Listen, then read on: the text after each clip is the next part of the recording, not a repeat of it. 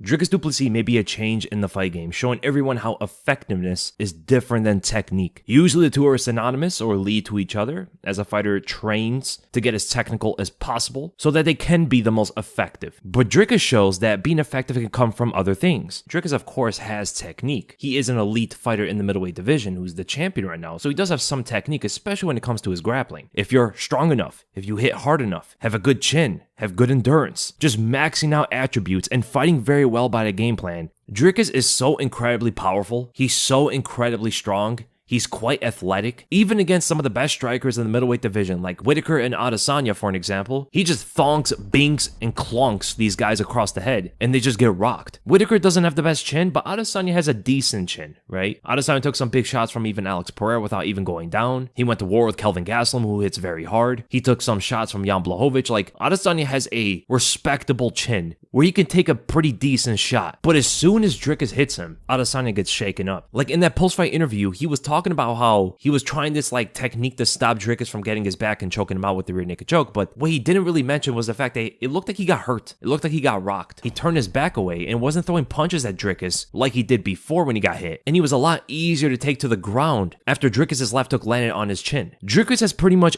everything but the cleanest technique, and we aren't seeing many fighters like that. The other fighter that reminds me of Dricus was like a prime Tony Ferguson. The technique looks goofy, but he's so athletic and tough, they still win. It's like they have that just win button, give him that automatic victory. Dricus is well-rounded though, in the general sense that he understands every aspect of fighting, from striking to wrestling to grappling. This allows his funky technique to work on different levels. It lets him get away with making mistakes in his technique, whether that's in the striking, throwing an overhand at Adesanya, face planting, but then adjusting for an ankle pick, going from a striking technical mistake, literally face plants on the ground, grabbing the ankle pick, taking Adesanya to the ground, which is crazy. Or him trying to take down Brad Tavares, but accidentally pulling Tavares on top of himself in one of the worst positions you want to be on the bottom against someone. These kind of technique errors would make a fighter lose a fight, but Dricus is well-rounded enough, strong enough, and tough enough to adjust and find a way to win in ways that no one can really expect from his fights. The thing that makes him so good aren't quantified as much on his technique to break down. You can't really break it down when you're looking at his technique. Technically, Dricus should have lost to Whitaker, should have lost to Strickland and Adesanya as well, but that's the wrong place to analyze what makes him great. The intelligence of his coaches also have to be given credit for creating such good strategy for him on what he needs to do to beat his opponent. Whether this is using Cannonier's southpaw jab to beat Whitaker or counter Adesanya with his left kicks. Dricus' camp seems to be a big factor in his success winning these high-level middleweight fights. Now, that doesn't make Dricus unstoppable. These openings can be struck through by someone consistent enough, like Strickland showed in their fight, who is probably the most consistent fighter at middleweight, or he can eventually fight someone who matches his attributes like Yoel Romero hypothetically. Like Yoel Romero hypothetically could. A Dricus Du Plessis versus Yoel Romero fight would be amazing, just like two physical specimens clashing with the funkiest techniques. In Dricus' potential fights, I don't think anyone really beats him until he beats himself. Strickland is the main fighter that proves the biggest challenge due to having